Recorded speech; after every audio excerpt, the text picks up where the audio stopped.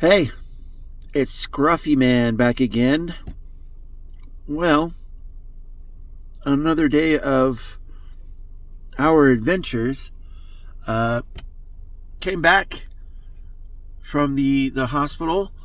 I haven't made a video. Just I've been tired. I mean, yesterday I was less tired, of course, but the day before I was just. I think I got like 2 hours of sleep and then I had to go to work. It wasn't even really sleep. It was like, I don't know, a nap or whatever. But I came back and just mostly worried about Jordan. I got to keep, making sure that he gets up and does things. Make sure he's taking like ibuprofen if he has a headache or whatever he needs to do. I need to make sure that he has access to everything, which really isn't much. Most of it's just him doing basic functions like walking. He needs to do that a lot more, so builds that motor function back up to what it was. And I think we just need to be a little bit more, hopefully, in tune with what he's going through. And all of that starts with just conversations, even if he doesn't want to talk or feels like he's just repeating the same thing over and over again. And it's going to be that way, at least for me, because I want to make sure that he's transitioning better than it just being like cold turkey of him going back to regular duties as a 17-year-old male that wants to play football and has all these other great things that he wants to do in life. This kind of stuff really sets you back, and I honestly believe, and this is just my opinion, but I believe out of all my kids, I think Jordan is the one kid that tries the hardest to accomplish his goals. And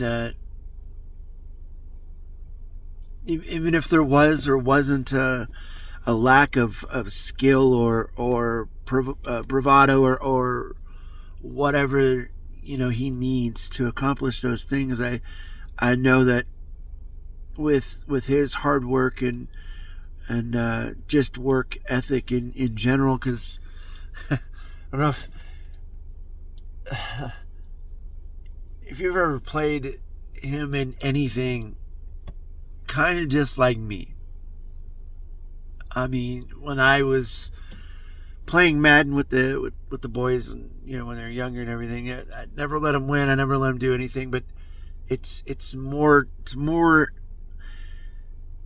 than just competition, because it creates that self-awareness in yourself to want more, to know what feeds you and makes you tick, or makes you happy, or makes you feel alive, or makes you want to go over what the normal actions are with whatever you're doing to get where you need to go. And my kids, I know that they all strive to be as great as they are, and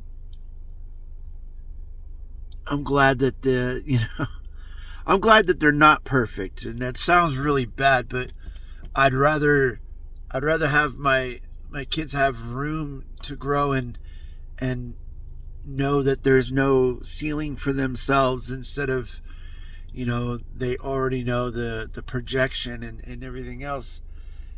Maybe that's just me. I would rather them be like 6'5" and dominating with whatever they're doing. It's just, but it didn't work out like that. Like they're under 6 foot, or they have the greatest hearts. And what I want to get to with Jordan is mostly focus on being positive, and focus on being that great kid that he is, because it's you don't get lots of chances to rebuild yourself when stuff happens. It sucks that it happens at a young age for him.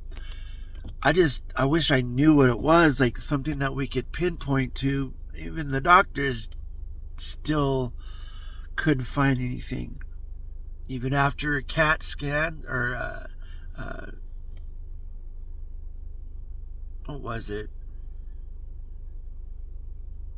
No, he didn't have a CAT scan. He had some other scans, and he also had a procedure done in his back to take some of his fluid and test that. It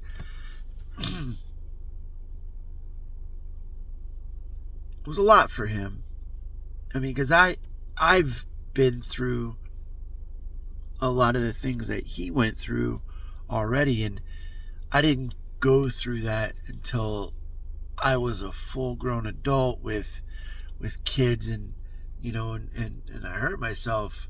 That's scary in itself when you have kids and so many responsibilities, and you don't know where to turn. And I'm glad that he has this safety net. I'm glad he has a bunch of people that really, really care for him, because he had his aunt come down and stay there overnight. His mom was aching to be there the whole time, even though she could, because she had to work. That's how stuff goes. You don't always